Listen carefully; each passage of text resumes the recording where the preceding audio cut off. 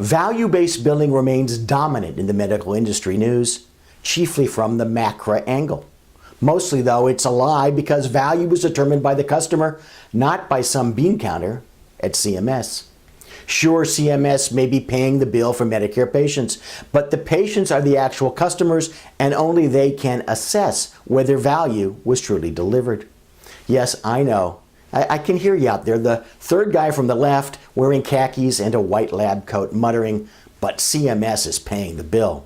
And, of course, that's the problem. Once organized medicine, read that as the letters AM and A, bought into the concept of Medicare in 1965, physicians opened the doors to government meddling. After all, if the government is going to pay, the government is going to demand something, and something more, and more, and more, as the price for payment. To quote President Reagan, the 9 most terrifying words in the English language are, "I'm from the government and I'm here to help." When you hear the words value-based in connection with healthcare, just view them as a flare in the night warning you that within the next moment or so, you'll hear something that sounds socially useful, but which has nothing or very little to do with anything other than figuring out how to pay you less or control you more. This is especially true if the comments are coming from an economist, because economics is the study of who gets what in the actual world, while today's so-called economists are those who are preaching who should get what in their imagined worlds. Unfortunately, these folks are often paired with those who have guns, that is the government, to enforce their nonsensical theories. If you don't believe me that value is determined by the patient, here's an interesting story, as noticed on the web from the site of Florida TV station WPTV. An expectant mother, Paula D'Amore, was in labor and on her way to Boca Raton Regional Hospital with her husband.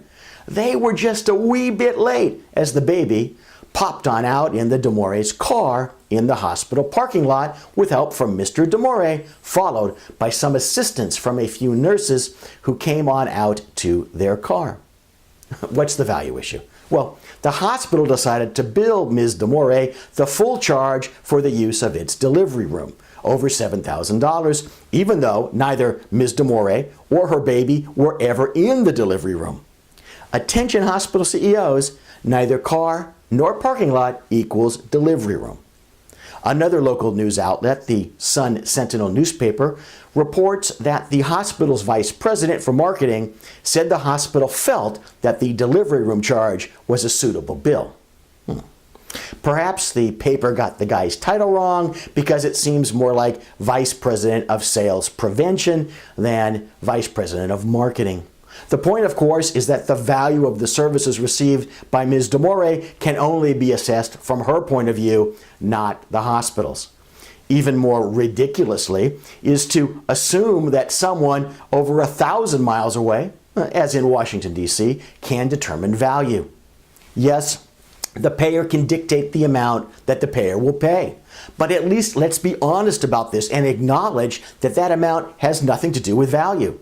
Of course, saying, screw you, this is what we're paying, and this is the data you have to give us before we'll even pay you that, isn't politically correct. And these folks are, if anything, politically correct. For complimentary resources, including articles and our monthly newsletter, the Advisory E-Alert, visit advisorylawgroup.com.